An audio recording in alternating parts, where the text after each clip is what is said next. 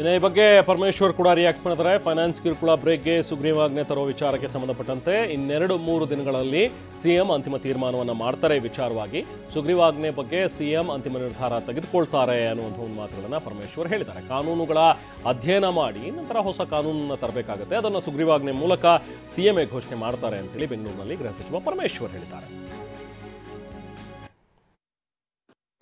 ನಿನ್ನೆ ದಿವಸ ನಾವು ಆರ್ಡಿನೆನ್ಸ್ ತಗೊಂಡು ಬರೋದ್ರ ಬಗ್ಗೆ ಚರ್ಚೆ ಮಾಡಿದ್ದೇವೆ. ಆರ್ಡಿನೆನ್ಸನ್ನು ಇವತ್ತು ಕ್ಯಾಬಿನೆಟಲ್ಲಿ ಡಿಸ್ಕಸ್ ಮಾಡ್ತೀವಿ ಅಂತ ಕಾಣಿಸುತ್ತೆ. ಅದಾದಮೇಲೆ ಗವರ್ನರ್ಗೆ ಕಳಿಸ್ಕೊಡ್ತೀವಿ. We have understood the seriousness. ಅದನ್ನು ಅದೆಲ್ಲವನ್ನು ಕೂಡ ಆರ್ಡಿನೆನ್ಸಲ್ಲಿ ತಂದಿದ್ದೇವೆ. ಎಲ್ಲ ತಂದಿದ್ದೇವೆ, ಆರ್ಡಿನೆನ್ಸಲ್ಲಿ ಎಲ್ಲ ತಂದಿದ್ದೇವೆ. ಕಠಿಣವಾದ ಕ್ರಮ ಮತ್ತು ಯಾರ್ಯಾರು ಏನೇನು ಮಾಡಬೇಕು, ಯಾರಿಗೆ ಜವಾಬ್ದಾರಿ ಕೊಡಬೇಕು ಎಲ್ಲವನ್ನು ಕೂಡ ತಂದಿದೆ. ವಿಚಾರದಲ್ಲಿ ರಾಜ್ಯಪಾಲರು ಅನುಮೋದನೆ ಕೊಟ್ಟಿದ್ದಾರೆ. ಕೊಟ್ಟಿದ್ದಾರೆ. ಅದಕ್ಕೇನು ಹೇಳ್ಬೇಕ್ರಿ, ಕ್ಯಾಬಿನೆಟ್ ಡಿಸಿಷನ್ ಆಗಿತ್ತು, ಅದನ್ನು ಗವರ್ನರ್ ಕಳಿಸ್ಕೊಟ್ಟಿದ್ದಾರೆ. ಆರ್ಡಿನೆನ್ಸನ್ನು ಅವರು ಸೈನ್ ಮಾಡಿಕೊಟ್ಟಿದ್ದಾರೆ.